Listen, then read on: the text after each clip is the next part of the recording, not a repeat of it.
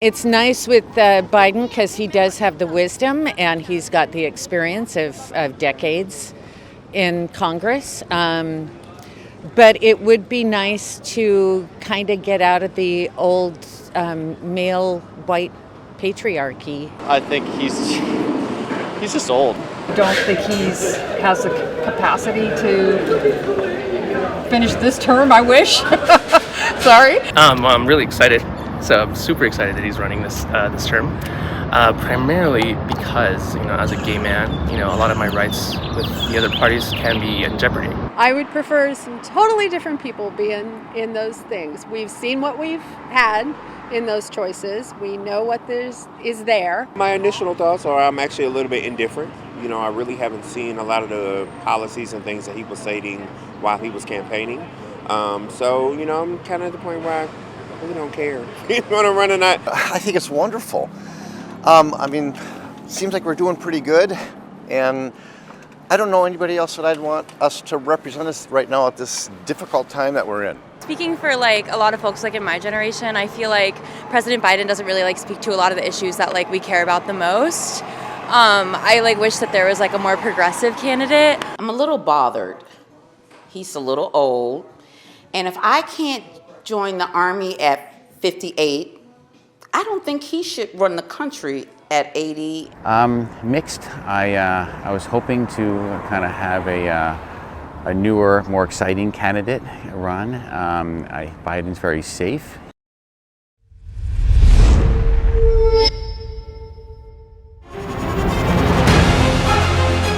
Email exchanges from inside the BBC, they talk about the risk of violating Indian laws. It's easier to rake up the freedom of speech debate, but does it give anyone a free pass to knowingly violate the law? America supports India because it needs India's support in return. And India is working with the US because it suits India's interests. This is how geopolitics works. Last night, he diffused a crisis with his defense minister. But today, Netanyahu was confronted with a new problem. His cabinet seems to have rebelled against him. The UK is looking at the Indian subcontinent to fill its coffers. That India seems to be negotiating from a position of power, like a partner and not a former colony.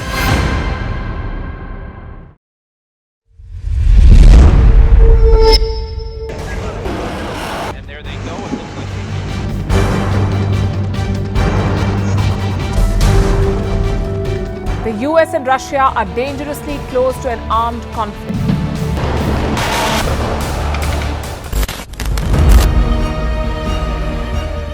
This year, 2023, New Delhi will be the capital of global diplomacy.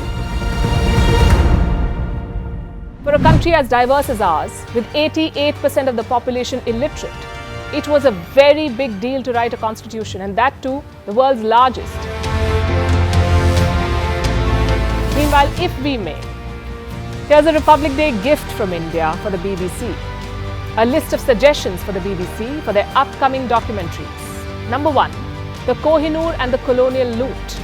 Number 2, an outdated monarchy and unhealthy obsession with the royals. Number 3, racism in 2023. We're waiting.